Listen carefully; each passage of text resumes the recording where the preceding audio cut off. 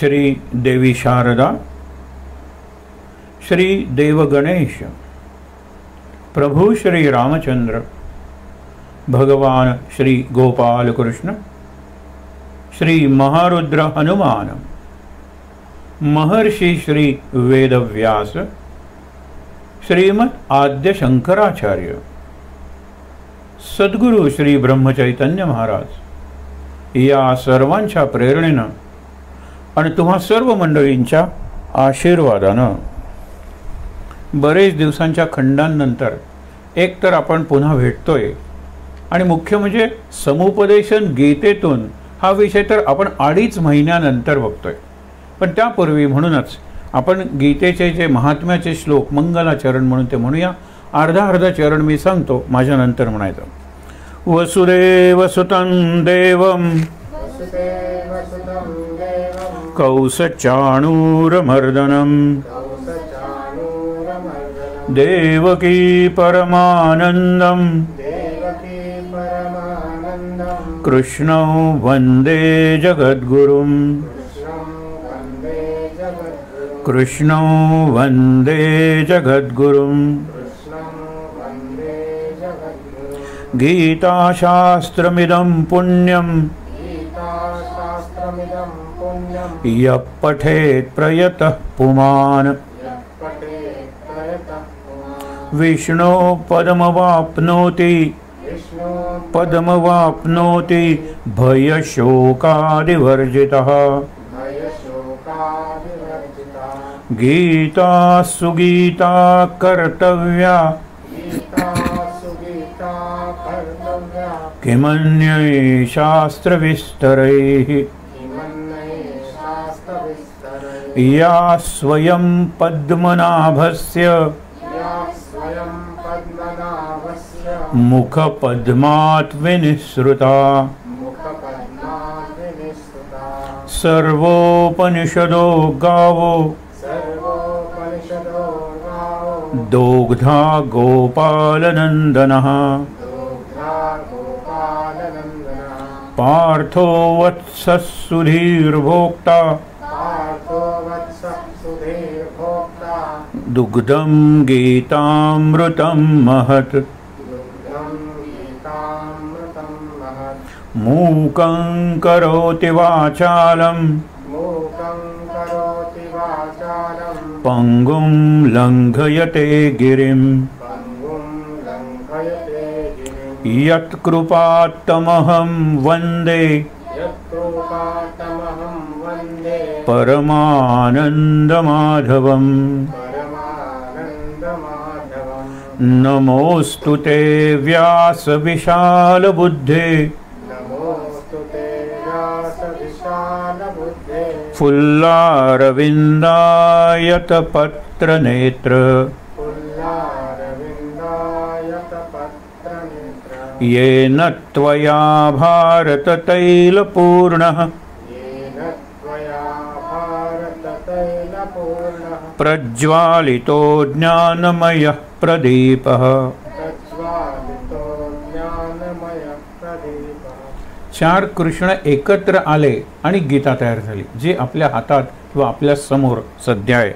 पहिला बघा, कृष्णं नारायणं वंदे, कृष्णं वंदे व्रजप्रियं, कृष्णं द्वैपायनं वंदे,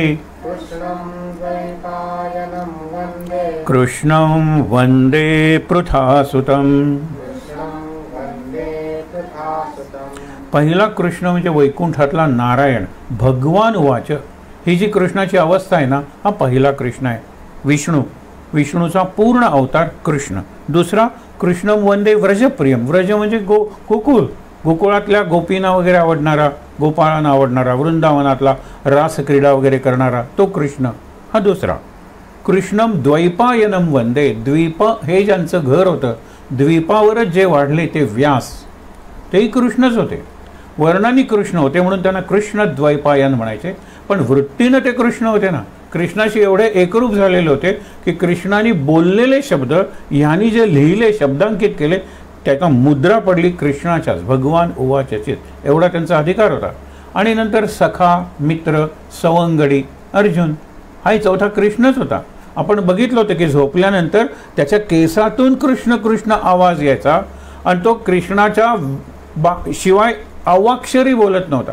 आपण ती कथा बघितली होती ना, अरे काय सुंदर कावळे, कावळे काय पांढरे असतात का, काय सुंदर बगळे, बगळे, ते वाक्यानुवाक्य अर्जुन बोलत होता. म्हणून तो अर्जुनही कृष्णच आहे, एकरूप झालेला कृष्णाशी. कृष्णम वंदे पृथासुतम, पृथा म्हणजे कुंती, तिचा मूळ. आणि आता शेवटी नेहमीच जो श्लोक म्हणायचा असतो तो म्हणून आरंभ करायचा. नारायण नमस्कृत्य नरं चैव नरोत्तमं देवीं सरस्वतीं व्यासं ततो जयमुदीरयेत, ततो जयमुदीरयेत. हरये नमः, हरये नमः, हरये नमः. छान. आज आहे शनिवार, तारीख आहे 13 मार्च. यापूर्वी आपण भेटलो होतो या विषयासाठी. मध्ये इतर विषय झाले, महाराजांची जयंती झाली, दासबोध नवमी झाली, दासनवमी झाली. त्यानिमित्ताने आपण जे जे काही बोललो ते आपल्यापर्यंत पोचलं असेल. काही वेळेला व्हिडिओ फिल्मिंग नव्हतं तर ऑडिओच्या रूपात ते आपल्यापर्यंत पोचवलं जाईल. कशासाठी माहिती आहे ना, पोचवणं हे महत्त्वाचं नाही आहे किंवा पोचवणं हेच महत्त्वाचं आहे. कारण आपण कोण आहोत शेवटी, निरोप पोचवायचा त्याला निरूपण म्हणायचं. भगवंताचा निरोप पोचवायचा त्याला निरूपण म्हणतात. हाची निरोप गुरूंचा, महाराजांचा निरोप आहे. आपण ज्यावेळेला महाराजांची प्रवचनं वाचतो तो निरोप असतो आणि मग महाराजांच्याबद्दल बोलायचं म्हणजे तो निरोप, सध्याची उदाहरणं वगैरे लक्षात घेऊन लोकांपर्यंत पोचवायचा. हे पोचवणं लक्षात ठेवा. पाठवणं निराळे जे आपण सध्या करतो. आपण मागे बघितलं होतं ना की आठवणं कमी आहे, साठवणं कमी आहे, गोठवणं त्यापेक्षा कमी आहे, फक्त पाठवणं जास्त आहे. एका कीर्तनकारांनी फक्त एकदा सांगितलं, हल्ली काय हो सगळे लोक एवढे प्रचंड असले. मला पहिल्यांदा कळलं नाही, कारण असा टच स्क्रीन नावाचा प्रकार मला त्यावेळेला नवीन होता. म्हटलं हल्ली तेच पाठवा, सेंड, फॉरवर्ड. वाचत सुद्धा नाहीत पाठवलेलं. तुम्ही जर दुपारी विचारलं त्याला, रे आज काय सुंदर विचार पाठवला होता, कुठला रे, काय निर्लज्जपणा, कुठला रे विचारतात. पण पाठवणं म्हणलं की असं झालं, पण पोचवणं म्हणलं की जबाबदारी आली. मी मुलांना तुमच्यापर्यंत पोचवलं, हां निघू मी आता, हे पोचवणं आहे. पाठवण्यात मिळो न मिळो, तुम्ही पाठवलेलं वाचा न वाचा, पहा न पहा, अनुभवा न अनुभवा, माझा त्याच्याशी काही संबंधच नसतो. सेंड, फॉरवर्डेड, पण रीचिंग हे पोचवणं आहे. म्हणून आज आपण गीतेचा 7व्या अध्यायाला आरंभ करणार आहोत आणि त्याच्यातले महत्त्वाचे विषय सगळ्यात, म्हणजे आज जे बोलणार आहोत त्याचे महत्त्वाचे विषय आहेत. आपला नेहमीचा प्रश्न आहे, तिथूनच सुरुवात करूया. पण आजचा दिनविशेष पाहूया. आज आहे अमावस्या. माघ सुरू झाल्यानंतर आपण म्हणलं होतं मा अघ म्हणजे पाप आणि मा म्हणजे करू नका. म्हणजे पुण्य जर करता आलं नाही तर निदान पाप करू नका हे सांगणारा महिना संपला. आज अमावस्या. पण उद्यापासून जो महिना सुरू होतो त्याचं उद्या बघूया ना. आता काय म्हणजे पाप करायला हरकत नाही, माघ संपला. फाल्गुन काय सांगतो ते उद्या बघूया. आणखीन एक 1963 साली आजच्या तारखेला 13 मार्च अर्जुन पुरस्काराची सुरुवात झाली. हा क्रीडा याच्यातला एक प्रतिष्ठित पुरस्कार आहे. क्रीडा क्षेत्रातला सर्व क्रीडा प्रकारांना तो देता येतो. आपण जरा विनोदाने किंवा हलक्या शैलीत जर म्हणलं तर आपण स्वतःला गीतेच्या समुपदेशातून अर्जुन पुरस्कार द्यायला काय हरकत आहे. आपण अर्जुन होऊया ना, अर्जुनाचा पुरस्कार करूया. पुरस्कार म्हणजे काय, त्याला पुढे नेऊया. अर्जुनाला, आपल्यातल्या अर्जुनाला पुढे नेऊया, त्याचा विकास घडवूया. अर्जुन आपल्या जीवनात उतरू द्या. अर्जुन म्हणजे काय, आपण गेल्या खेपेला एक 7 पक्षांची नावं घाई झाली म्हणून तिथून सुरुवात करतोय. 7 पक्ष, त्याला एक अर्थ आहे. गेला विषय, आत्ता विषय तो पक्षांचा होता, आता पक्षांचा होता. म्हणजे आम्ही पक्षांतर केलेलं नाही आहे, पक्ष बदल केलेला नाही, त्याचा सीझन आहे सध्या. आम्ही एकनिष्ठ आहोत गीतेशी, कृष्णाशी आणि हो अर्जुनाशी सुद्धा एकनिष्ठ आहोत. त्याच्यानंतर 7 पक्षी आणि त्या प्रत्येक पक्षाचा एक एक गुण हा अर्जुन आहे. हा गीतेला अपेक्षित असलेला असा साधक आहे, अभ्यासक आहे, भक्त आहे. भक्तांचा विचार तर याच अध्यायात पुढे येणार आहे. एक लक्षात ठेवा, आपण समुपदेशन गीतेतून पाहतोय. समुपदेशन शैक्षणिक असतं, समुपदेशन कौटुंबिक असतं. हल्ली नवरा बायकोंचं पटत नाही किंवा पालक आणि मुलं यांच्यात एक दरी असते, तिथे समुपदेशन करता येतं. समुपदेशन हे स्पेसिफिक असतं, म्हणजे तुझी काय समस्या आहे ते सोडवूया चर्चा करून. तुम्हाला माहिती दे, मी तुला प्रश्न विचारतो, मी तुला मार्ग दाखवतो. समुपदेशन म्हणतात. गायडन्स म्हणजे मार्गदर्शन. तुम्हाला त्या गावाला जायचं ना, चला हां मार्ग दाखवला, उत्तरेकडे जा, दिशा दाखवली, दिग्दर्शन, दिशादर्शन, मार्गदर्शन. याच्यात मी तुमच्याबरोबर असेनच असं नाही. पण समुपदेशनमध्ये जोपर्यंत तू तुझ्या समस्येतून, प्रश्नातून, अडचणीतून बाहेर येत नाहीस तोपर्यंत मी तुझ्याबरोबर आहे. माझा हात मात्र सोडू नकोस, हे दोघांनी एकमेकाला म्हणायचं असतं. समुपदेशक जर प्रेमळ असेल, म्हणजे जर कमर्शियल किंवा प्रोफेशनल नसेल, आणि नसावाच लक्षात ठेवा. तुमच्या काउन्सेलिंगचा म्हणजे समुपदेशनाचा प्रभाव वाढवायचा असेल तर किमान 2 गोष्टी पाहिजेत. एक जीवनाचा अनुभव, आणि ही आत्ता असलेली आर्थिक दृष्टी नसली पाहिजे, आणि आध्यात्मिक उपासना असली पाहिजे. तुम्हाला त्याच्या मनात उतरल्याशिवाय, त्याचं मन जिंकल्याशिवाय समुपदेशन करताच येणार नाही. कृष्णाने पहिल्यांदा अर्जुनाचं ते केलं आणि नंतर मग उपदेश करायला सुरुवात केली. मग समुपदेशनातून आपण अर्जुन बनायचं आहे. आज अर्जुन पुरस्कार स्वतःला द्यायचा आहे. म्हणजे नक्की काय करायचं ते 7 पक्षी पाहूया. पहिला पक्षी आहे चातक. चातकाचं काय माहिती आहे ना, तो फक्त पावसाचं पाणी म्हणजे ढगातलं पाणी, आणि ढग जर आलेच नाहीत ना तर तो उपाशी तहानलेला मरतो. बाकीचे पक्षी त्याला म्हणतात, अरे फांदी जी आलेली आहे त्याच्या खालून नदी वाहते रे, ज्या फांदीवर तू बसलायस. तो म्हणतो मग तुमच्यात आणि माझ्यात फरक काय? म्हणजे मी जगू फक्त, हल्लीच्या जीवनाला बघा, फक्त जगायचं, जेवणासाठी जगायचं का जगण्यासाठी, चांगलं जीवन घालवण्यासाठी जेवायचं? हा प्रश्न आहे. हा यक्ष प्रश्न होऊन बसलाय. कारण सगळेजण म्हणतात काय जेवणासाठी जगायचं. हे पशुसुद्धा तसंच करतात, पक्षीसुद्धा करतात. म्हणजे एखादा कठीण पदार्थ एखाद्या कुत्र्याला दिला तर तो हाड समजून लपवून ठेवतो, उद्या परवा खायला मिळावं म्हणून. काय फरक झाला माझ्यात आणि त्यांच्यात? साठवून ठेवणं, जपून खाणं, फक्त खाणं, याच्याशिवाय त्यांच्यात काही नाही. कारण ते प्रकृतीच्या पातळीवर जगतात. मी जर संस्कृतीच्या पातळीवर जगू शकतो आणि हे जे सगळ्या पक्ष्यांचे गुण एकत्र केले की सुसंस्कृत माणूस बनतो. पहिलं चातकाची गोष्ट आहे म्हणजे अनन्यता. तो त्या ढगातल्या पाण्याशी अनन्य आहे. मी माझ्या सद्गुरूंशी अनन्य आहे का? कृष्णाशी अर्जुन अनन्य नव्हता पहिल्या अध्यायात. तो स्वतः स्वतंत्र विचार करत होता. अनन्य नव्हती द्रौपदी जोपर्यंत ती हातात दातात पदर धरून स्वतःचं सामर्थ्य वापरत होती. ज्यावेळेला सगळं सोडलं, लेट गो, त्यावेळेला ती अनन्य झाली. आणि त्यावेळेला कृष्ण आला वस्त्र घेऊन, आणि तो म्हणतो वस्त्रच मी झालो होतो, तो माझा वस्त्र अवतार होता. विचारा पुढे. चकोर हा दुसरा आहे. जशी अनन्यता आहे ना तशी एकनिष्ठा आहे. अनन्य निष्ठा एकच आहे, पण जरा वरची पातळी आहे चकोराची. कैवल्याच्या चांदण्याला भुकेला चकोर हा भक्त आहे. पण अवे चकोर नावाचा पक्षी फक्त चंद्राचं चांदणं पिऊन राहतो. तुम्हाला की ढगातल्यापेक्षा हे बरं आहे ना, बरोबर. त्याला सुद्धा जो आपण कृष्ण पक्ष म्हणतो, चांदणं कमी कमी होत जातं, म्हणजे तो कमी कमी खात जातो आणि अमावस्येला त्याचा उपवास असतो. म्हणजे आज चकोराचा उपवास. आपल्यातला चकोर आहे, तो जर उपाशी राहिला तर लक्षात ठेवा चंद्र मनात आहे, रामचंद्र. त्याचा प्रकाश पाडू त्यावेळेला आहे हो, मी पाडला मात्र पाहिजे. बाहेरच्या चंद्राचा प्रकाश हा मर्यादित आहे, त्याला मर्यादा आहेत. पौर्णिमेच्या दिवशी जर पूर्ण दिसला तर तो अमावस्येच्या दिवशी म्हणजे आजच्या दिवशी शून्य दिसतो, ही त्याची मर्यादा आहे. पण आपल्या मनातला चंद्र रामचंद्र, अरे पाहिजे तेवढा आहे. मी चकोर कधीही उपाशी राहणार. चकोरा परी आठवी रामचंद्र म्हणलेलं आहे समर्थानी. मी रामचंद्र आठवतो, तो त्या आकाशातल्या चंद्राला आठवतो. तिसरा पक्षी आहे गरुड. गरुडाचं म्हणजे काय, सहज साधन जे महाराज सांगतात.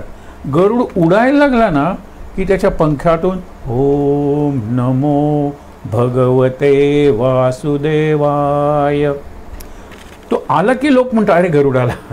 जसं नारायण नारायण ती वाजली वीणा चिपळ्या, अरे आले नारद.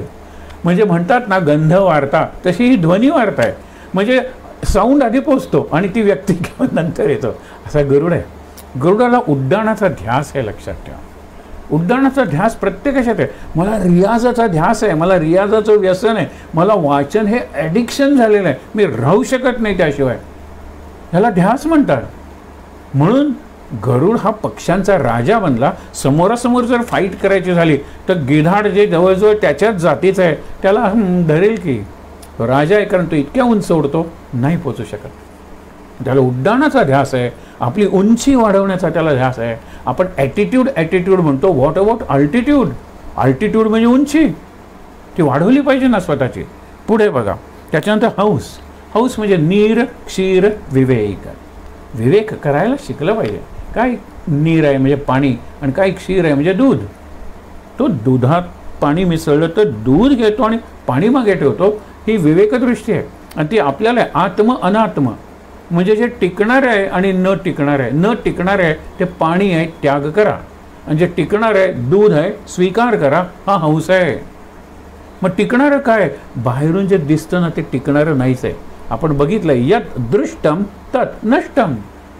दिसतं ते नासतं, म्हणून दिसतं तसं नसतं, म्हणून जग फसतं असं आपण म्हणतो. जणू काय मी त्या जगातला नाहीच, आम्हीही फसतो. All that glitters is not gold. चकाकतं ते सर्व सोनं नसतं, हे लक्षात ठेवा. म्हणून काय की इथे हा जो हंस आहे तो विचार करतो, विवेक करतो. त्याचं प्रतीक आहे तो विवेकाचं. चक्रवाक आर्तता आहे, मिलनातीला आर्तता. चक्रवाक हे आपण बघितलं होतं. रात्रभर ते एकमेकाच्या शोधात, या तीरावर तो जातो, त्याला शोधायला त्या तीरावर ही येते चक्रवाकी. आणि शेवटी दमून बसतात. ज्यावेळेला सूर्योदय होतो त्यावेळेला त्यांच्या लक्षात येतं की ते एकाच कमळाच्या म्हणजे एका बाजूला पानाच्या, ह्या बाजूला त्या बाजूला तो, असे बसलेले आहेत. मिलन, आर्तता, उत्कटता.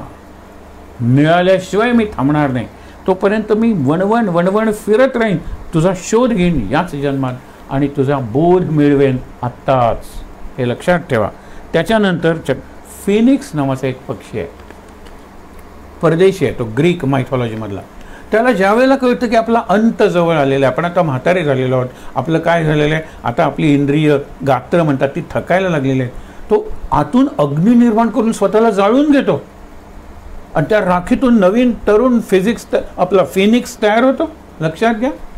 म्हणजे पुनरुज्जीवन करतो. याचं उत्कृष्ट उदाहरण जपानमधली 2 सगळ्यात संपन्न नागासाकी आणि हिरोशिमा ही शहरं नष्ट केली. त्या राखेतून आजचा जपान उभा आहे. फिनिक्स पक्षासारखा आहे. परदेशातला असला तरी तो संदेश देतो की तुम्हाला वाटतं ना की आता हे संपून नवीन निर्माण झालं पाहिजे. आता बाबा रिटायरमेंट आली, आता काय करायचं, रिटायरमेंट जाळलं मी स्वतःला, नोकरी संपली माझी, नवीन आलो, सेकंड इनिंग्स म्हणायचं. लक्षात ठेवा.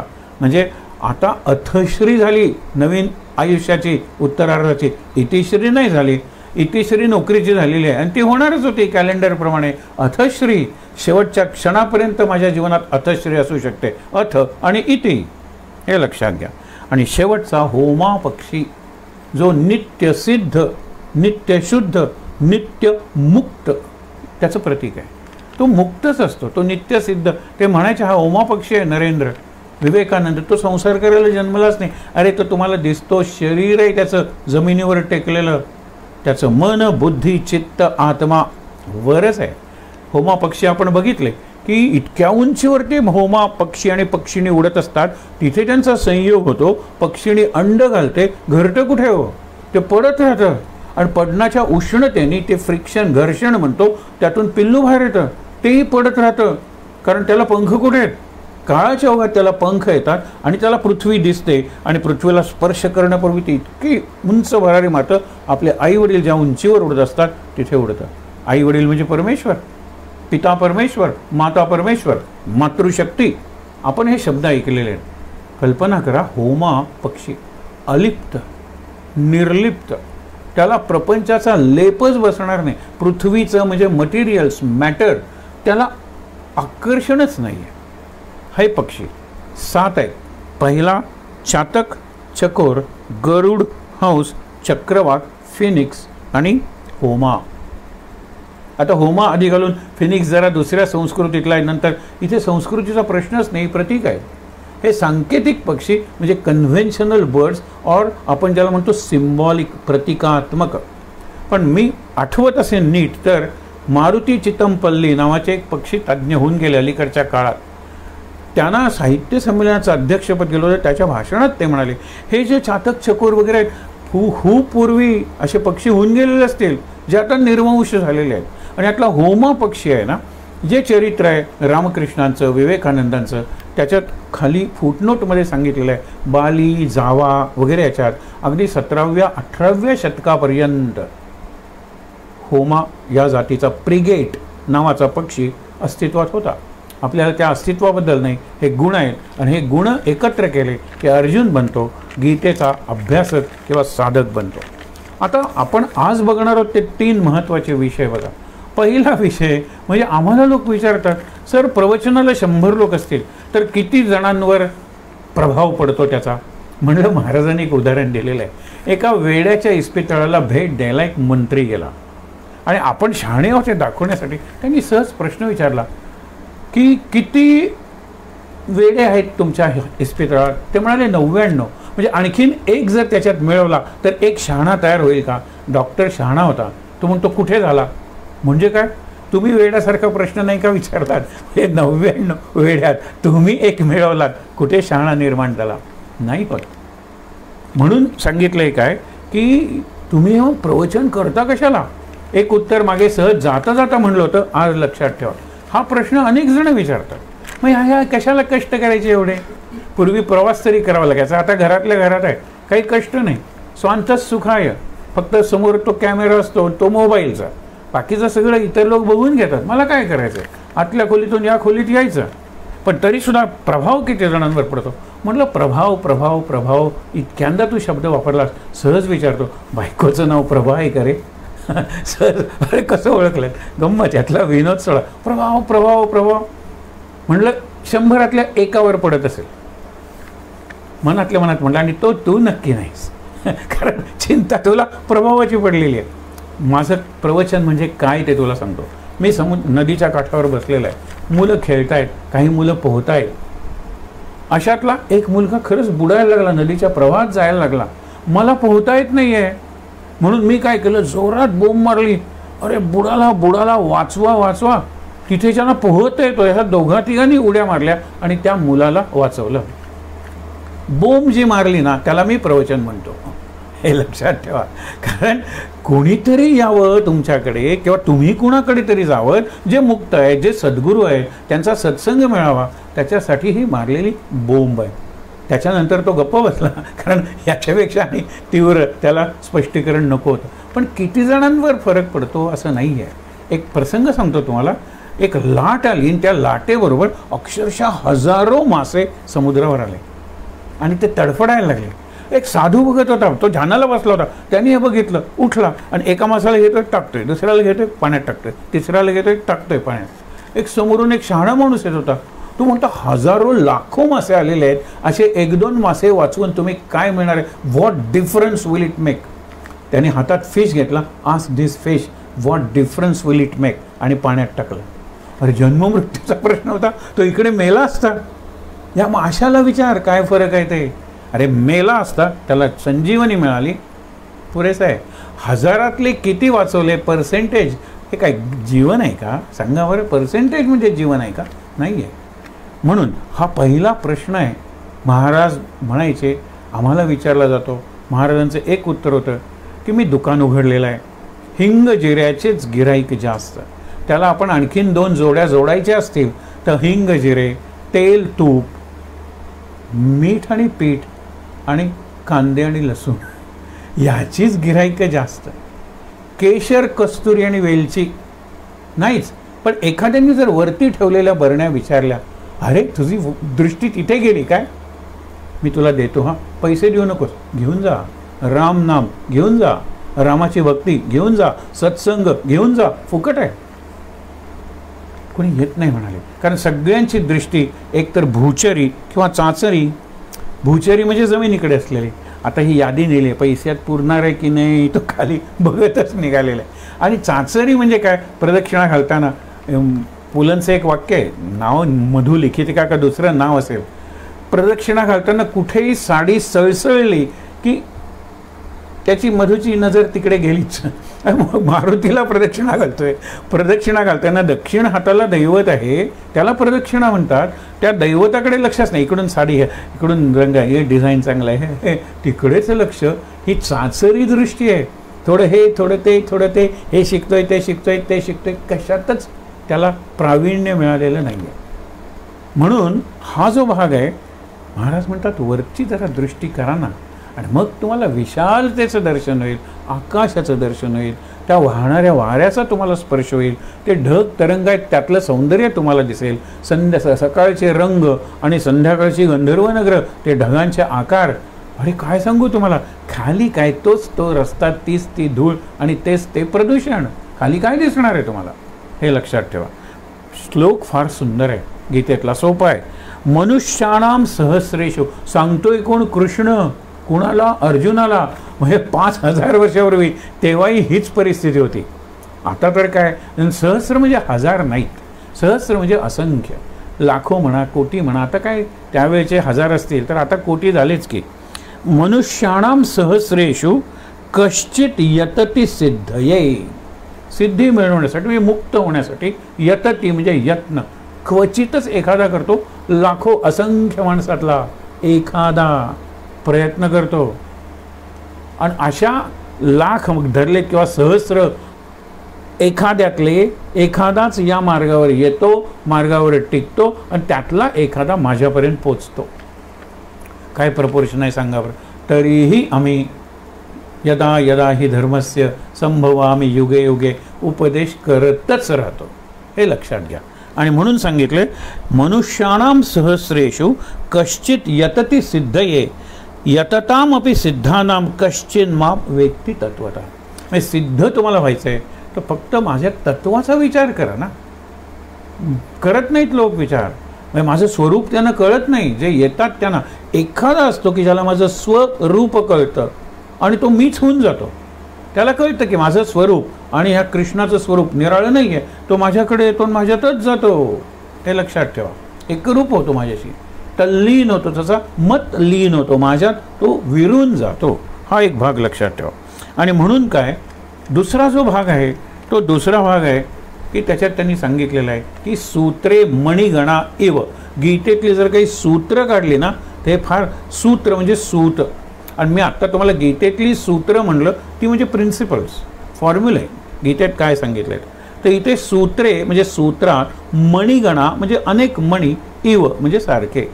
काय सांगितलेलं आहे, हे जगातले सगळे सजीव निर्जीव जे आहेत ना ते मणी आहेत, निरनिराळे, आणि त्यांना ओवलंय मी, आणि एक मोठा असा विश्वहार निर्माण केलेला आहे.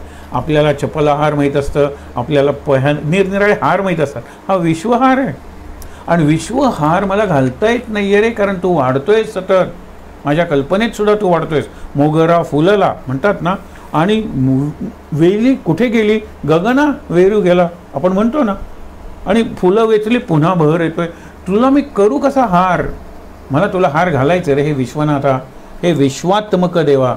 म्हणून मी शेवटी काय करतो, मोकळी फुलं तुझ्या अंगरी युगली विश्वरूपाच्या, मी मिया मोकळी म्हणजे फुले, भोविया फुले, मोकळी फुलं ठेवतो.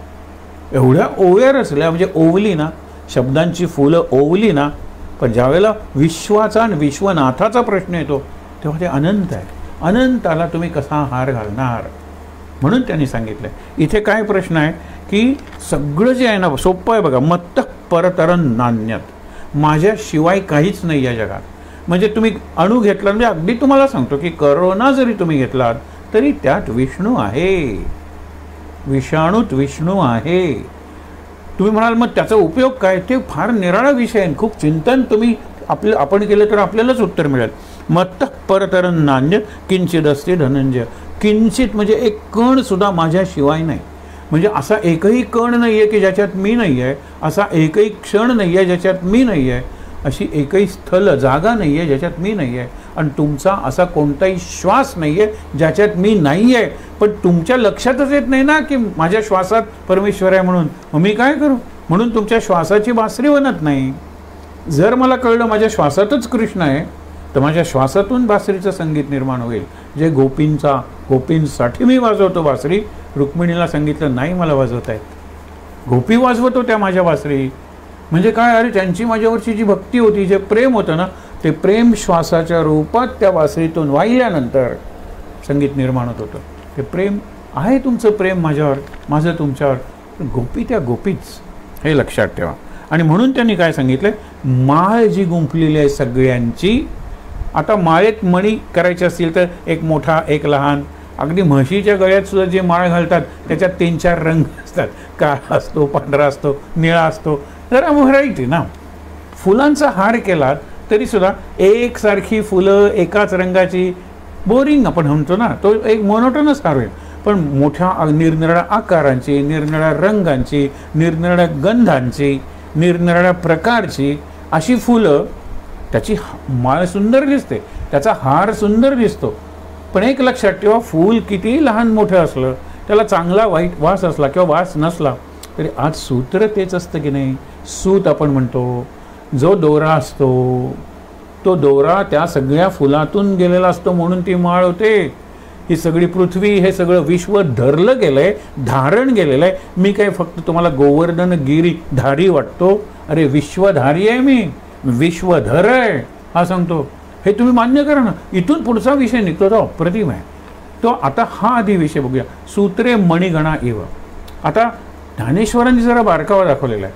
ते म्हणाले सोन्याच्या तारेत सोन्याचे मणी. आपणही सोने आहोत ना, आपण मणी आहोत. तार परमेश्वर आहे. पण सोन्याच्या तारेत लक्षात ठेवा, निरनिराळ्या धातूंचे मणी घातले तर त्या सोन्याच्या तारेचा काय उपयोग आहे? जे तुमचं मटेरियल आहे तेच माझं मटेरियल आहे. माझं जरा जास्त तीव्र असेल, उग्र असेल, कधी जास्त चैतन्यमय असेल, जास्त तेजस्वी असेल. एकच मटेरियल आहे तुमचं आणि माझं. हा केवढा आपल्याला आश्वासन देणारा विचार आहे बघा बरं. म्हणून सांगितलेलं आहे की मत्तः परतरं नान्यत किंचिदस्ति धनंजय मयी सर्वमिदं प्रोतम. सगळे ओलेले आहेत म्हणे. सूत्रे मणिगणा इव. म्हणून गरीब असेल तर त्याला सोन्याचा हार परवडत नसेल तर आपण काय करतो, सूत घेतो आणि त्याच्यावर फुलं घालतो. दोन निराळी झाली की नाही. सूत आणि फूल काय एक आहे का? तसं तत्वतः बघितलं तर एकच आहे. ते कृष्ण सांगतोय एकच आहे. पण म्हणून ज्ञानेश्वर काय सांगतात की दोऱ्याचे मणी पूर्वी करायचे. पूर्वी आमचे लहानपणी बटणं सुद्धा दोऱ्याची असायची, म्हणजे सुताची बटणं असायची. नंतर धातूची आली, आता प्लास्टिकची आली. आणि आता नंतर बटणं कशाला पाहिजे, तो चांगला कावळा म्हणजे वेलक्रो लावला, संपलं काम. बटनाची गरजच नाही. लक्षात घ्या, हा जो प्रकार आहे. म्हणून लक्षात ठेवा की कुठलंही मटेरियल घ्या, सूत म्हणजे सूत्र, आतला धागा, आतली तार आणि बाहेरचं एकच असेल तर ते तुम्हाला परमेश्वराचे. किती अवघड आहे हे काम. किती आपल्याला विविधता दिसते. आणि त्याच्यात एक सूत्र ओवायचं म्हणजे केवढा पेशन्स पाहिजे, म्हणजे केवढी सहनशीलता पाहिजे, केवढे कष्ट करण्याची तयारी, चिकाटी, जिद्द पाहिजे. एक तुम्हाला एकच मणी आहे. त्या मणीचं नाव आपण मणिराम असं समजूया. मणिराम मुलगा म्हणून ऑफिसमधून आल्या आल्या आईचे पाय चेपत बसतो, बरोबर. पण बायकोला सांगतो माझे पाय चेप, नाही तर लाथ मारी. आता हा मणी कसला आहे सांगा बरं. तो मणी भाऊ म्हणून चांगला आहे, हे लक्षात ठेवा. काका म्हणून वाईट आहे. तो मामा म्हणून चांगला आहे. शेजारणीला तो चांगला आहे पण बहिणीला तो वाईट आहे. बघा तुम्ही, तो पत्नीला वाईट आहे पण वहिनीला चांगला आहे. कितीतरी आपण असे व्हेरिएशन्स करा तुम्ही निरनिराळे. तो शिक्षकांशी बरा आहे, हेडमास्टरशी वाईट आहे.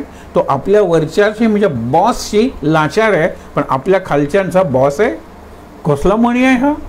असेच आपण सगळे मणी आहोत की परिस्थितीप्रमाणे आणि आपल्या भूमिकांप्रमाणे, नात्यांप्रमाणे, संबंधांप्रमाणे, कर्तव्याप्रमाणे काय आपले रंग बदलतात. आपला स्वभाव एक कसा तुम्ही सांगणार, याचा स्वभाव कसा. भाऊ म्हणून सांगू का भाऊजी म्हणून सांगू?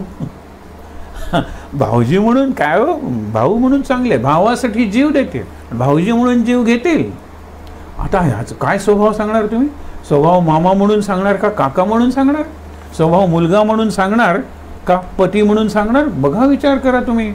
आपला स्वभाव हा फार अवघड आहे समजणं, पण एक लक्षात ठेवा, स्वभावाला औषध गीता असले ग्रंथ, त्या ग्रंथांचा अभ्यास आणि असे सत्संग स्वभाव बदलण्याला औषध आहेच. आपल्या सर्दीला औषध नाही, आपणाला कोविडवर सुद्धा औषध शोधून काढलं, पण स्वभावाला औषध नाही म्हणणाऱ्यांनी विचार करावा. 5 वर्षापूर्वी आपण कसे होतो, 10 वर्षापूर्वी आपण कसे होतो, 15 वर्षापूर्वी आपण कसे होतो, मग लक्षात येईल अरे किती बदल झाला आपल्यात. हा माझ्यातला बदल काय फक्त केस पिकले आणि दात पडले हा आहे का? नाही, स्वभावातला बदल आहे. म्हणून सांगतात विशीत जो कम्युनिस्ट नसतो तो माणूसच नाही, आणि 40शीत तो कम्युनिस्ट राहतो तोही माणूस नाही, अमूर्ख आहे. आणि 60तही तो कम्युनिस्ट राहतो. म्हणून गमतीनं म्हणतात की विशीत रक्त गरम आहे, कम्युनिझम आला पाहिजे, आणि नंतर आहे सोशलिझम आला पाहिजे, आणि 60त तो म्हणतो नाही डेमोक्रेसी इज बरी. विचार करा तुम्ही, मुद्दा काय, आपला स्वभाव बदलतो, आवडीनिवडी बदलतात, आपल्या रुची बदलतात, त्यामुळे काय की बदल होत असतो. अशा वेळेला अशा मण्यांना एका सूत्रात मी ओवलेलं आहे, हे अर्जुना तू कृपया लक्षात घे. आणि प्रोतम म्हणजे इतकं सुंदर ओवलेलं आहे की मी सगळ्या या चर अचर, सजीव निर्जीव, चेतन अचेतन, हे सगळं विश्व याच्यात इतका गच्च भरून राहिलोय की ओतप्रोत म्हणजे मी ओसंडून वाहतोय. तो आनंद आहे, लक्षात ठेवा. एखाद्या संताच्या हास्यातून, एखाद्या नर्तिकेच्या तन्मय झालेल्या नृत्यातून, एखाद्या गायकाच्या दैवान विसरलेल्या चीजेतून लक्षात घ्या, जो आनंद बाहेर पडतो ना तो त्याच्यात मावत नाही आनंद.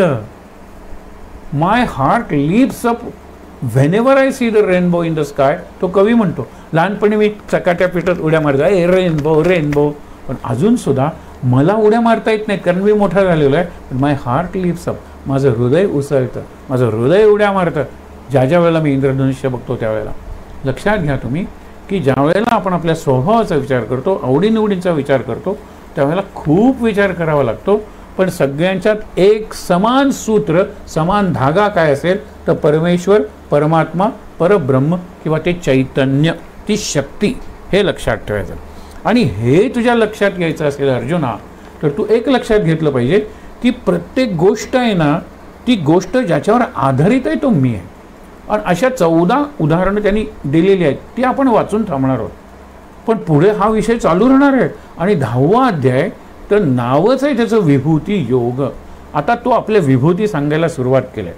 10व्या अध्यायातल्या विभूती या बऱ्याचशा व्यक्ती, प्राणी, पक्षी, वस्तू, म्हणजे नद्यात मी गंगा, पर्वतात मी हिमालय, झाडात मी पिंपळ, मग ऋषीत मी मुनीत मी, त्यांनी सांगितलं ऋषीत मी भृगू आहे, तो मुनीत मी कपिल आहे, अक्षरांच्यात मी अ आहे, मंत्रांच्यात मी ओम आहे, छंदांच्यात मी गायत्री आहे. त्यांनी व्यक्तीही सांगितल्या, त्यांनी वस्तूही सांगितल्या, त्यांनी निसर्गातल्या गोष्टी सांगितल्या, आणि त्याच्यात मी नक्की कुठे आहे हे सांगितलं. हा सगळ्यात महत्त्वाचा विषय आहे, तो आपण बघूया. त्यांनी काय सांगितलं, पहिलं सांगितलं रस म्हणजे जलतत्व, लिक्विड आपण ज्याला म्हणतो, द्रव पदार्थ. त्या द्रव या रस आहेत ना, कुठलंही जल असेल त्याच्यातलं जलतत्व किंवा जलत्व मी आहे. दूध घेतलं तर दुधातला दूधपणा मी आहे. दूधपणा म्हणजे पांढरा रंग का, तो वरचा झाला, त्याच्यात जे पोषण मूल्य आहे ना, न्यूट्रिशियस व्हॅल्यू, ती महत्त्वाची आहे, तो मी आहे, तो म्हणतो. पुढे काय, मग कुठलाही रस घ्या, रस म्हटल्यानंतर गटारातल्या पाण्यापासून अमृतापर्यंत सगळ्यात मी आहे सांगतो. विषात मी आहे रे, सगळ्या तेलांच्यात मी आहे, सगळ्या फळांच्या रसात मी आहे, जे वाहतं त्याच्यात मी आहे, सगळ्या नद्यांच्यात मी आहे, समुद्रांच्या लाटांच्यात, म्हणजे जिथे वाहनं आहे ना, द्रव पदार्थ रस, त्याच्यातला रस मी आहे. म्हणजे मी काढून घेतला ना तो द्रव पदार्थ नुसता तिथे बसून राहील. लाव्हा पहिल्यांदा वाहतो, लक्षात ठेवा. त्याच्यातलं जलत्व गेलं की घट्ट ग्रॅनाईट दगड बनतो ना, त्याचा जलतत्व ते मी आहे. कुठलाही द्रव पदार्थ घे, त्याच्यातला द्रव पदार्थ, मग ते तेल असेल किंवा मध असेल, मध सुद्धा असं टाकल्यानंतर मध वाहतो ना, मी आहे तो वाहणारातला. पुढचं काय सांगितलेलं आहे, प्रभा अस्मी शशी सूर्य हो, चंद्र सूर्य तारे यांचा प्रकाश जो आहे ना तो मी आहे. आणि हेच लक्षात घ्यायचं, हा सूर्य हा चंद्र काय म्हणता तुम्ही, सूर्याला कोण प्रकाश देतो? आपण म्हणतो चंद्राला सूर्यप्रकाश देतो म्हणतो, पण सूर्याला प्रकाश कोण देतो?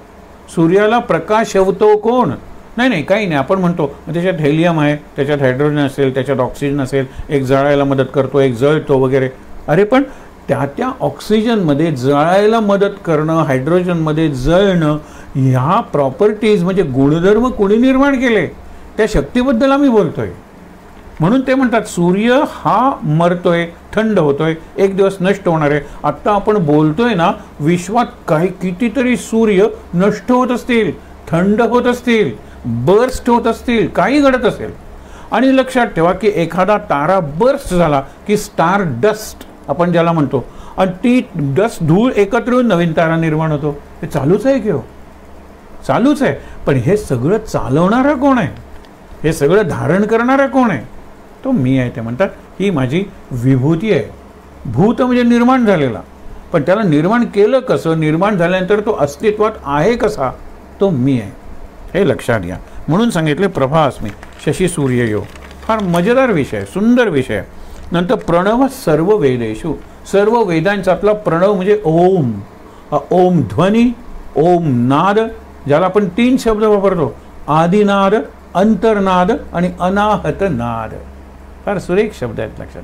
अनाहत म्हणजे कशावरही न आपटता तो ओम निर्माण होतो. त्याच्यानंतर तो आदिनाद आहे, तो आधी झाला आदि, आणि त्याच्यानंतर झाला, आणि तो अंतर्नाद आहे, आत असतो. प्रत्येक चराचराच्या आत ओंकार दडलेला आहे. तो व्यक्त झाला की ओंकार आपण म्हणतो. एरवी ओम हा ध्वनी, हा नाद, हा घोष सतत चालू आहे. म्हणून वेदांच्यात या ओमची उपासना करा म्हणून सांगितलेलं आहे. मग उपनिषद जे आपण म्हणतो अथर्व शीर्ष, हे उपनिषद आहे. तिथे एक पायरी खाली आलेले आहे. तिथे गणपतीचा ओंकारात्मक गणपती, आकार चरण युगल हे आपण म्हणतो, तो ओंकारात्मक झाला. पण त्याचे कान सुपासारखे आहेत, त्याचे सोंड, हेही वर्णन आलेलं आहे तिथे. म्हणजे तिथे पण एरवी तुम्हाला ओमची उपासना सांगितलेली आहे, आणि ती साधना आहे, ती आतली उपासना आहे. कारण हा जर अंतर्नाद आहे तर तिथपर्यंत पोचायचं असेल तर. प्रपंच म्हणजे काय? प्रपंचात नाद आहेत, निनाद आहेत आणि व्यनुनाद आहे. हे शंखनादांचं वर्णन आहे. कौरवांनी ज्यावेळेला शंख वाजवले त्यावेळेला एकदम वाजवले, एवढा आवाज झाला की नक्षत्र पडतायत की काय. पण एकदम सगळ्यांनी वाजवल्यामुळे थांबला ना, तो एकदमच थांबला. सगळ्यांनी सुटकेचा निश्वास टाकला. पांडवांचे शंखान दधमुख पृथक पृथक, पहिल्यांदा पांचजन्य ऋषिकेचे, नंतर शंखांची नावं दिलेली आहेत. पहिल्यांदा कृष्णाने तो दीर्घ शंख संपतो तोपर्यंत अर्जुनाने, तो संपतो तोपर्यंत युधिष्ठिराने, भीम तो पौंड्रिमा, हे असे एक एक शंख. आणि नंतर ते अतिरथी, महारथी, सेनापती, शंखनाद थांबेच ना हो. पहिल्यांदा नाद, नादाचा निनाद आणि व्यनुनाद म्हणजे विशेष अनुनाद. मग मात्र या व्यनुनादाने अशा लाटा चालतात, तशा त्या शंखनादाच्या लाटा शत्रू सैन्यावर पोचल्या आणि अर्ध तिथेच सैन्य मेलं, मृतवत झालं, गर्भगळीत झालं, हतवीर्य झालं. त्यांचं जे वीर्य म्हणजे शौर्य होतं गळून पडलं, गर्भगळीत अर्ध मेलं झालं सैन्य शंखनादानं. हे लक्षात घ्या. असा जो आहे ना तो महत्त्वाचा आहे. प्रणव सर्व वेदेषु. आणखीन एक शब्द वापरलेला आहे, फार सुंदर विषय आहे तो. उद्गीत नावाचा शब्द आहे. आता दक्षिण भारतात थ म्हणतात, म्हणून उद्गीत, उत्स्फूर्तपणे गायलेलं गीत. हे येतो कुठून? नाभीपासून. स्फुरण आहे ते. आणि ते गीत आहे ना, ती उपासनेची तुम्ही, आपण म्हणतो ना, एक जशी सूर असतो, एखादी बासरी असते, किंवा एखादा श्वासा लय असते, ती आपण ठरवूया ना. प्रत्येक ठिकाणी स्फुरण आहे. म्हणून नाभीपासून ब्रह्मरंध्रापर्यंत सोहम ध्वनी असे खेळतोय तो सहज आहे, तो चालूच आहे. आपल्याला त्याची जाणीव नाही. आणि ज्या क्षणी तुम्हाला जाणीव होईल ना, त्या क्षणी तुम्ही या साधनेत रमाल. उपासना आवडायला लागेल. खरे सोहम सोहम, बस. म्हणजे रिकाम असताना त्या सोहमकडे लक्ष द्या ना तुम्ही. जशी म्हणतात ना की लागली से ज्योती अंतर, आत ज्योती अखंड जळते. तिला इंधन कुठलं आहे? तेल नाही, वात नाही, बाहेरची काडीने ती पेटवलेली नाही आहे. ती उत्स्फूर्त ज्योती आहे. उद्गीत जसं असतं ना, तशी उत्स्फूर्त ज्योत आहे ती. त्या ज्योतीची, त्या गीताची, त्या नादाची उपासना करा. हे कुठे सांगितले? म्हणून वेदांच्यातला जो ओम आहे ना, तो मी आहे. ओम नाही तर काहीच नाही. एक सहज गोष्ट महाराज सांगायचे. एक जण म्हणाला, शिष्य झालं माझं शिक्षण, मला तुम्ही उद्या काय शेवटचं पाठ दीक्षांत वगैरे काही करायचं असेल मी जातो आणि माझा नवीन आश्रम सुरू करतो. गुरुच्या लक्षात आलं की हे रिकामं भांड वाचतं फार, उथळ पाण्याला खळखळाट फार आपण जे म्हणतो तसा प्रकार आहे. ज्याला माहीत आहे ना तो कधीच म्हणत नाही मला माहीत आहे. जो खरा ज्ञानी कोण, की आपलं अज्ञान किती आहे याचं ज्ञान ज्याला जास्त आहे तो खरा ज्ञानी, हे लक्षात ठेवा. म्हणून काय की इथे ज्या वेळेला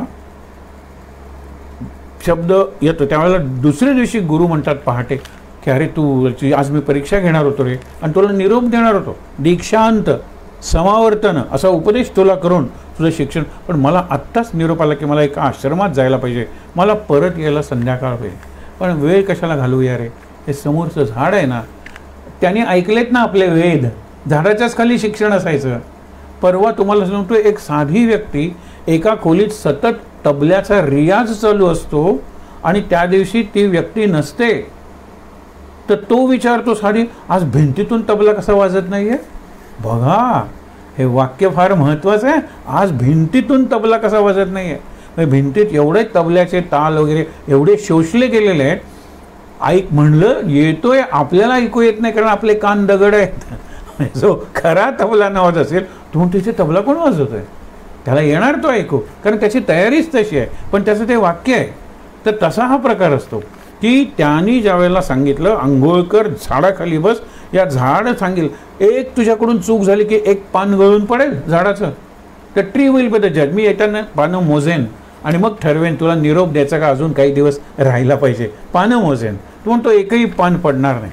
अहंकार, इगो आणि आत्मविश्वास, खोटा आत्मविश्वास. तो बसला झाडाखाली आणि सुरुवात केली. आपण म्हणतो ना अग्नी मेळे ओम अग्नी मेळे पुरोहितम, सगळी पानं गळून पडली आणि हा निष्पन्न वृक्षाखाली बसलाय. गुरुची वाट पाहत. गुरु संध्याकाळी येतात, येतो एवढा पानाखाली आहे, कुठे गेला कुठे गेला कुठे गेला, ओ मी इथे आहे गुरुजी. ही सगळी पानं गळून पडली आणि मी पहिला मंत्र किंवा पहिली ऋचा सुद्धा पूर्ण म्हणली नव्हती आणि सगळी गळून पडली. असं कसं झालं.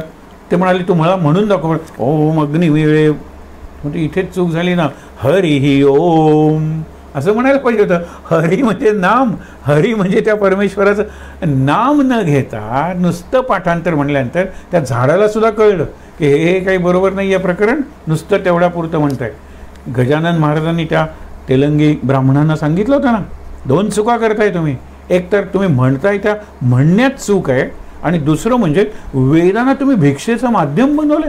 घरासमोर जाऊन वेदमंत्र म्हणता आणि तुमचं ते तेज आणि ती पगडी तो फेटा बघितल्यानंतर तुम्हाला भिक्षा मिळते, कारण वेद कोणाला कळतायत. तुम्ही चुकीचं म्हणताय का बरोबर म्हणताय, हे जरा जास्त घाल बरं, काय सुंदर म्हणलंय. मग तुम्ही त्या फेट्याची तरी लाज बाळगा, त्याचा तरी गौरव, त्याची प्रतिष्ठा सांभाळा. चूक का आणि वेदाचा विक्रा करू नका. विक्रा म्हणजे विक्रय करू नका. बाकीचे ग्रंथ आहेत ना, मनाचे श्लोक म्हणून जय जय रघुवीर समर्थ, भिक्षा म्हणतो आपण त्याला, भिक्षा फेरी म्हणा ना. वेद, त्यांना आपली चूक कळली आणि त्यांना 1-1 रुपया दक्षिणा दिली, नमस्कार केला आणि सांगितलं की चला तुम्ही. मुद्दा काय आहे की वेद जरी म्हणायचे झाले तरी नाम आरंभी म्हणावं लागतं. हरी ओम पुनश्च आपण म्हणतो ना, श्री गणेशाय नमः, पुनश्च गणेशाची सुरुवात श्री गणेशा करायला पाहिजे. लोकमान्य टिळकांनी पुनश्च हरि ओम म्हणून मंडालीहून आले वगैरे. मध्यंतरीच्या काळात अग्रलेख वगैरे कुठे दुसरे लिहित असतील, पण यांनी सांगितलं पुनश्च हरि ओम, चला सुरुवात करूया पुन्हा. हरी पाहिजे, हे महत्त्वाचं आहे. त्याच्यानंतर शब्दाखे, ख म्हणजे आकाश. आकाशात मी कुठल्या रूपात आहे सांग. शब्द, शब्द नसेल ना तर ते आकाश नाही. कुठेतरी एक पोकळी आहे, निशब्द पोकळी, शब्द गुंजत असतात, ते आकाश आहे. आकाशाची विभूती म्हणजे आकाशातला प्राण मी आहे. मी नाही, शब्द नाही ना तर आकाश काय. आत्ता माझे शब्द तुमच्यापर्यंत पोचत आहेत, आकाशातून पोचत आहेत. आकाश म्हणजे स्पेस काय नाही, मध्ये जे अंतर आहे ना, जे दिसत नाही त्याला आकाश अवकाश आपण म्हणतो. म्हणून विचार करा. त्याच्यानंतर पौरुषम नृष, नृ म्हणजे माणूस, माणसाच्यात पौरुष. आता म्हणजे काय, पुल्लिंगी पौरुष आहे का ते, स्त्रियांच्यात नाही का, माणूस आहे इथे. पौरुष म्हणजे नृष, नृ म्हणजे माणूस. माणसातली जी माणुसकी आहे ना ती मी आहे. आणि माणुसकी प्रत्यक्षात व्यक्त होण्यासाठी जे निरनिराळे गुण लागतात त्याला पौरुष म्हणतात. पौरुष म्हणजे पराक्रम, पौरुष म्हणजे शौर्य, पौरुष म्हणजे प्रभाव. हा जो आहे ना गुण, ह्या सगळ्याला माणुसकीची जोड पाहिजे हो. नाहीतर हे अत्यंत आपण म्हणतो ना सुलतान होतील, जे जुलमी आहेत. आपण ज्याला म्हणतो ना एखादा हुकुमशाह होतील. नको, नम्रता पाहिजे. निरनिराळ्या प्रकारचे गुण यातून आपण शिकणार आहोत. पुण्यो गंध पृथिव्याम. आता सगळी पंचमहाभूत घेतलेले आहेत. पुण्य हे सगळीकडे वापरायचं. पुण्य म्हणजे पवित्र. पृथ्वीचा जो पवित्र गंध आहे ना तो मी आहे. पण मग दुर्गंध, अरे तो तुम्ही केलेला आहे. सगळं गंधशाही पृथ्वी आहे ना ती गंधशालिनी, गंधवती पृथ्वी, सुगंधा पृथ्वी. आज जे गटारातून पाणी जातं तुम्ही ते केलेलं आहे. वाहत्या पाण्याला दुर्गंध नाही, साचलेल्या पाण्याला दुर्गंध आहे. तुम्ही डबकी बनवलेली आहेत सगळीकडे, वाहू द्यात ना सगळे. पण तुम्ही नदीत प्रेत टाकता, नदीत निर्माल्य टाकता, दुर्गंध तुम्ही निर्माण करता. आणि म्हणून शेवटी पृथ्वी आहे ना ती म्हणजे पृथ्वी. पुण्योगंध पृथिव्याम तेजश्चास्मी विभावसो. अग्नी, अग्नीतलं तेज आहे ना ते मी आहे. तेज काढून टाका अग्नीतलं. अरे अग्नी विझला म्हणजे काय, अग्नी उरलाच नाही ना. आग लागली की अग्नी आहे, पण नंतर कोळसे, राख याला काय अग्नी म्हणतो आपण? नाही ना. अग्नी म्हणजे ते तेज आहे. एक प्रसंग आहे, शंकराचार्यांनी उदाहरण दिलेलं आहे. एक लहान मुलगा विचारतो की बाबा आता त्या प्रवचनकारांनी सांगितलं की सगळीला अग्नी आहे, सगळ्या वस्तूंना अग्नी व्यापून आहे. म्हटलं मला लाकडाची मूठ आहे आणि पुढे तो कोयता आहे, बरोबर. त्या लाकडाच्या मुठीत अग्नी आहे कारण जळल्यानंतर त्याचं, त्या कोयत्यात जो धातूचा आहे तो म्हणतो चल ना आपण जाऊया. लोहाराकडे आला आणि त्याला सांगितलं तुझा जो अग्नी आहे ना ऐरणीच्या देवा तुला, त्याच्यात तो टाक फक्त. आणि तो सगळा आकारच त्या वेळ्याचा किंवा कोयत्याचा तांबडावतो ना, म्हणजे कणाकणात अग्नी भरलेला. तू म्हणतो हा असा अग्नीचा कसा झाला? आता पूर्वीचा तो पाणी त्याच्यात ओतलं की पूर्वीचा तुला मिळेल. कणाकणात धातूच्या, कणाकणात मातीच्या अग्नी आहे. अग्नी व्यक्त व्हायला जे तापमान लागतं किंवा जी पातळी लागते उष्णतेची ती प्रत्येकाची निराळी आहे. लोणी जितक्या लवकर, तूप जेवढ्या लवकर विरघळतं तेवढ्या लवकर बाकीचे पदार्थ विरघळणार नाहीत ना. पण प्रत्येकाचं एक टेम्परेचर, तापमान ठरलेलं आहे विरघळण्याचं म्हणजे मेल्टिंग, उकळण्याचं म्हणजे बॉइलिंग. हे लक्षात घ्या. म्हणून तो मी आहे तेजस्वी. अग्नीतला जो तेज आहे ना काढून घ्या. अग्नी थंड झाला, अग्नी मेला. त्याच्यानंतर जीवनम सर्वभूतेषु. सर्व जे सजीव निर्जीव दिसतात त्याचं जे जीवन आहे ना त्यांना धारण केलेलं आहे ना तो मी आहे. जीवनचा एक अर्थ आहे पाणी आहे. पाणी म्हणजे जीवन. पाणी नसेल तर जीवन शक्य नाही आहे. म्हणून तो प्रश्न विचारला आणि उत्तर दिलं युधिष्ठिरांनी सुद्धा आणि बिरबलांनी सुद्धा. 27तून 9 गेले 0. 18 उत्तर नाही आहे. 27 नक्षत्र आहेत, 3 ऋतू आहेत, उन्हाळा, पावसाळा, हिवाळा. त्या प्रत्येक ऋतूची 9 नक्षत्र आहेत. या 27 नक्षत्रातून जर पावसाळ्याची 9 काढून घेतली तर 0च उरणार आहे. आहे खायला तोपर्यंत खाल, नंतर काय पाऊसच पडला नाही, पाणीच नाही आहे. जीवन, म्हणून जीवन आणि लाईफ म्हणजे जीवन समानार्थी शब्द आहेत. पुढे सांगितलेलं आहे तपश्चास्मी तपस्वीषु. हे तपस्वी लोक तुम्हाला दिसतात. जमदग्नी काय, दुर्वास काय, विश्वामित्र काय, त्यांच्यातलं तप मी आहे. बघा तपस्वीतला तप काढलं की काय उरणार आहे. म्हणून तुम्हाला हे इतके सेंचुरीज मारल्यात. अरे तुझ्या बॅटेत मी होतो, त्या स्ट्रोकमध्ये मी होतो, त्या तुझ्या हालचालीत मी होतो, तुझं जे फुटवर्क आहे पायांची हालचाल त्याच्यात मी होतो. आणि म्हणून हे ज्याला कळलं ना तो नम्र राहतो. त्याचे पाय पृथ्वीवर राहतात. मग 100 सेंचुरी झाल्या तरी तो नम्रच असतो. अधिक नम्र होईल, अधिक नम्र होईल. म्हणून लक्षात घ्या. त्याच्यानंतर बीजम मा सर्वभूतानां. ही जी सगळी भूत निर्माण झालेली आहेत त्याचं बीज, आदिबीज मी आहे. आदिबीज ज्ञानेश्वरीत सुरुवातीला म्हणतात ना मी सगळ्याचं बीज आहे. आणि त्या बीजाशिवाय वृक्ष नाही, फळ नाही आहे. आता फळात बीज असेल पण जे मूळ, मुळारंभ, आरंभ तो निर्गुणाचा. मुळाचा आरंभ मला कळू शकतो पण निर्गुणाचा आरंभ काय आहे? आणि तो गणेश आहे. तो गणेश काय असं हातांचा, 4 हातांचा, सुपाच्या कानांचा असा नाही आहे गणेश. तो मूळ आरंभ आणि निर्गुणाचा आरंभ आहे. गुणाचा आरंभ कळतो. हा इतकं त्याला वाचायला येत नव्हतं पण नंतर चांगले शिक्षक मिळाले ना आता चांगलं वाचायला लागला. वाचन हा जर गुण असेल, चांगलं वाचन, आरंभ आहे, आरंभ दिसतो. हा काही असं पातळ होता, जिममध्ये जायला लागला बघा, एक गुण, निर्गुणाचा आरंभ म्हणजे काय कल्पना आहे, ती कल्पनाच आहे, लक्षात ठेवा. त्याच्याशिवाय निर्गुण सुद्धा येणार नाही आहे. म्हणून सांगितलेलं आहे बीजम्मा बुद्धिम बुद्धिमताम. हा विचार, हे प्रतिभावंत आहेत ना, त्यातली प्रतिभा काढली की फक्त वंत उरतील. आणि त्या वंतांना खरंच सांगतो, जनता इतकी, ज्याला आपण कोकणीत दंत म्हणतो, पण जनता इतकी सुद्धा किंमत नाही हो. हे प्रज्ञावंत आहेत, प्रज्ञा काढून टाका. कलावंत आहेत, कला काढून टाका. का गायक आहे, गायकी काढून टाका. हे आहे ना, तो मी आहे रे अर्जुना. आणि ते तुला कळलं ना, अरे तू काय युद्ध लढणार आहे, तुझ्यातला मी युद्ध लढणार आहे. तुझ्या हातात धनुष्यबाण, माझ्या हातात तू, हा विचार बघितलाय आपण. म्हणून लक्षात घ्या, तेजस्वी नाम. नंतर तेजस्वी वस्तू ज्या आहेत ना, त्याच्यातलं तेज मी आहे. आपण बघितलं होतं की सगळ्यात तेजस्वी वस्तू, त्या रोहिणीला चंद्र आणायला सांगतो ना, शेवटी ती छोटी मुलगी आपले डोळे काढून देते. कारण तिने रत्न नेली, डायमंड नेले, सूर्य दाखवला, तो म्हणतो नाही नाही त्याच्यापेक्षा तेजस्वी. आणि ज्यावेळेला माणसाचे डोळे जातात त्यावेळेला तो म्हणतो की चंद्र, हो बरोबर आहे. कारण तेज कुणाचं किती हे डोळे ठरवतात ना, म्हणून डोळे सगळ्यात तेजस्वी आहे. मी तुझा पुन्हा स्वीकार करतो. त्या मुलीला मी चांगले डोळे आणि चांगली दृष्टीचा देतो. डोळे पाहत नाहीत, लक्षात ठेवा. या गोष्टीत लक्षात ठेवायचं, मेंदू, दृष्टी महत्त्वाची आहे. आणि तेज तुम्हाला करायचं आहे, ते तेज म्हणजे काय, फक्त रत्न पारखी, रत्नांचं तेज ठरवतो. रत्न ही एक वस्तू आहे, पण हा मुलगा आणि तो मुलगा, त्याचे गुण, त्यांचं तेज. अरे हा व्यापारी, तो व्यापारी, हा दाता आहे आणि तो कंजूस आहे, हे कोण ठरवणार आहे? बुद्धी ठरवते, मेंदू ठरवते. तिथे मी आहे. म्हणून तू बुद्धिवंतातली बुद्धी मी आहे, विचारवंतातले विचार मी आहे, प्रज्ञावंतातला प्रज्ञा मी आहे. मग तुला नम्र होण्याशिवाय गत्यंतरच नाही. अर्जुना, तुझ्यातलं अर्जुनपण मी आहे. शेवटची एक ज्ञानेश्वरांची कल्पना ऐकून आपण थांबणार आहोत, पण एक दोन बघूया. काम राग विवर्जितम बलम बलविताम. हे बलवान लोक आहेत ना, त्यांच्यातलं बल, सामर्थ्य मी आहे. बलवानातलं कारण फक्त वान उरेल. वान काय अर्थ आहे त्याला? बल काढून टाकलेलं आहे. पण कसं पाहिजे? काम राग विवर्जितम. त्यांना कामना नको, त्यांना राग म्हणजे प्रेम नको, त्यांना हव्यास नको. अशा बलवंतांच्यातलं बल मी आहे. नाहीतर ते खल झाले ना, हव्यास, पैसा पैसा पैसा, सत्ता सत्ता सत्ता, सौंदर्य सौंदर्य सौंदर्य. कशासाठी? हे बाहेरचंच आहे का फक्त?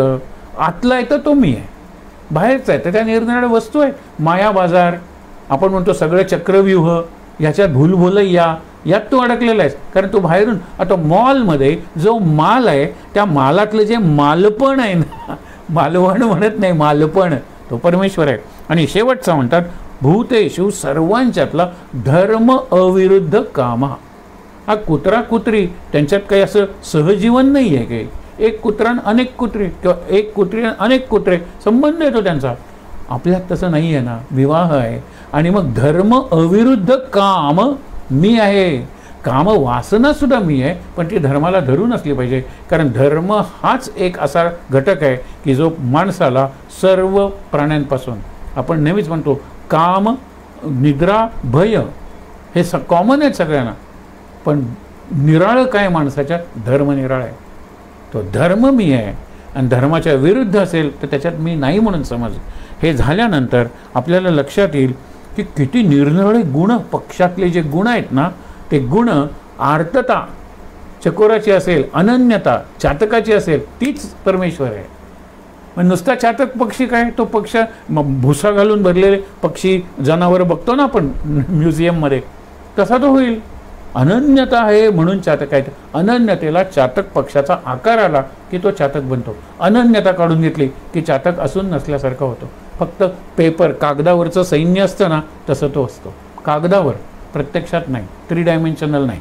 मी आत आहे आणि ते गुण मी आहे.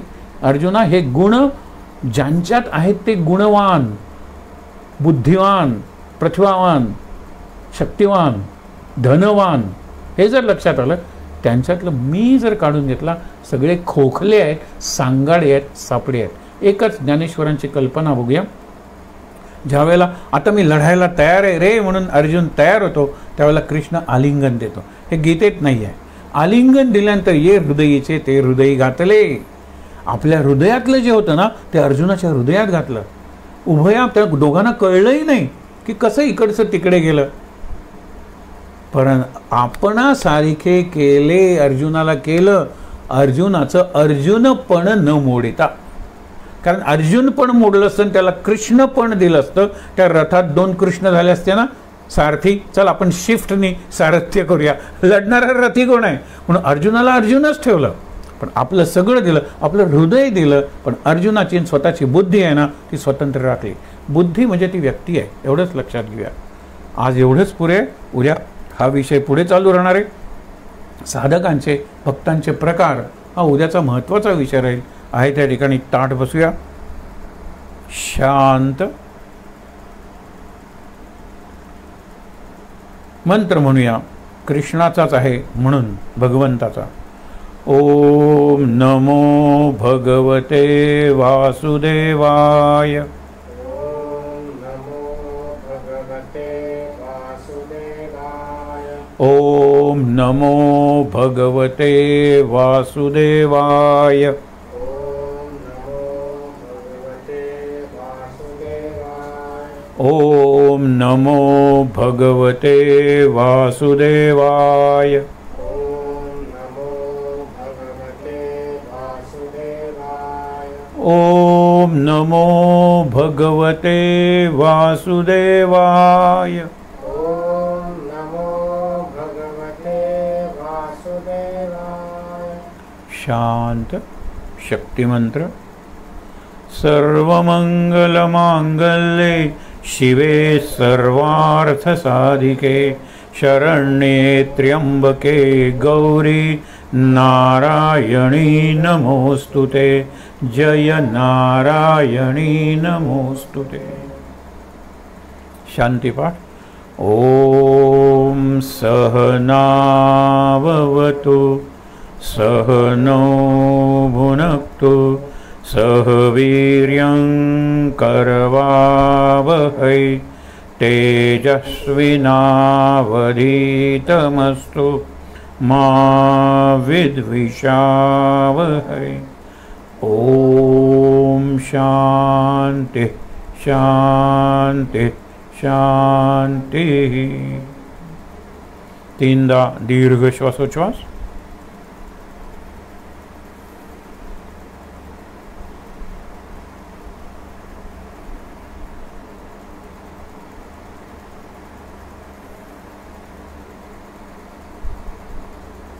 हातावर हात सोडून, हात चेहऱ्यावर, डोळ्यांवर.